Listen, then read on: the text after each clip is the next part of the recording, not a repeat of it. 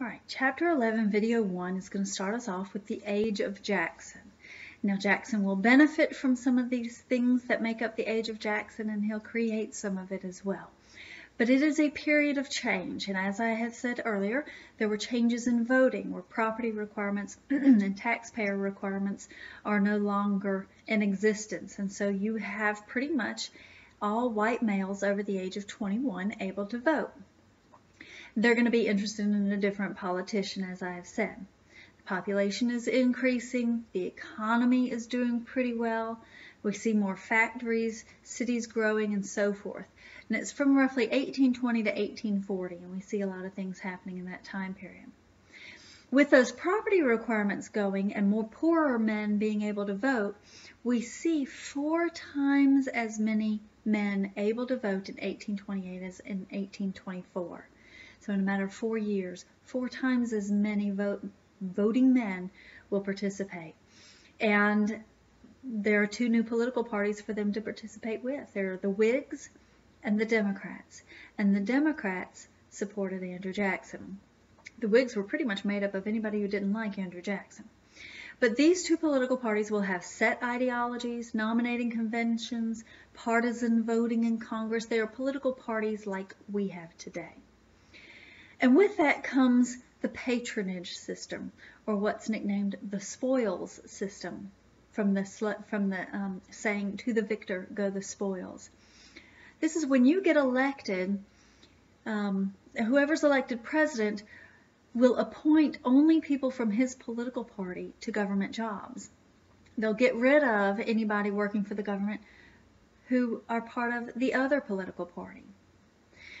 And it leads to a lot of corruption in politics. Andrew Jackson is going to really bring this into play. There was only about 9% of this spoil system went into effect in his first year, and it was a little bit below 20% by the time Jackson left office. So again, you get rid of everybody who supports the other political party, and you get your political party supporters to come into those jobs, whether they can do the jobs or not. And it creates a really high level of partisanship and will lead to the assassination of a president later on. We talked about the Tariff of 1828 hurting South Carolina and some other southern states. The Southerners called this the Tariff of Abominations, and we said that it does help the Middle Atlantic and New England states, but it hurts the South. And Calhoun had written the South Carolina Exposition and Protest, saying that a state had the right to nullify a federal law if it hurt that state. Well, Jackson's main job as president is to enforce the law. Even though he was a Southerner, even though he was sympathetic to the damage being done by that tariff of 1828, he still had to enforce the law. But it was just a theory, it was just an idea, until South Carolina passed something called the South Carolina Ordinance, where they put into their law that they would not collect the Tariff of 1828 taxes. Well, now that is a direct challenge to President Jackson and to the law, and he is going to announce that he will enforce the Tariff of 1828. Well, at the same time, he's going back to Congress and saying, listen, you gotta pass a new tariff. This one stinks.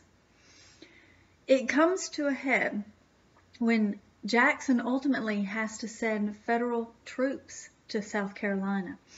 And South Carolina is going to mobilize their militia as well. Now, Congress is going to pass a bill authorizing Jackson to use force in South Carolina. But at the same time, South Carolina passed a new tariff, a slightly lower tariff than what the Tariff of 1828 was. And so South Carolina can back off of their stance and support this new tariff and feel like they had won and been able to save face. But it had almost blown up into a sort of civil war years before the real one actually occurs.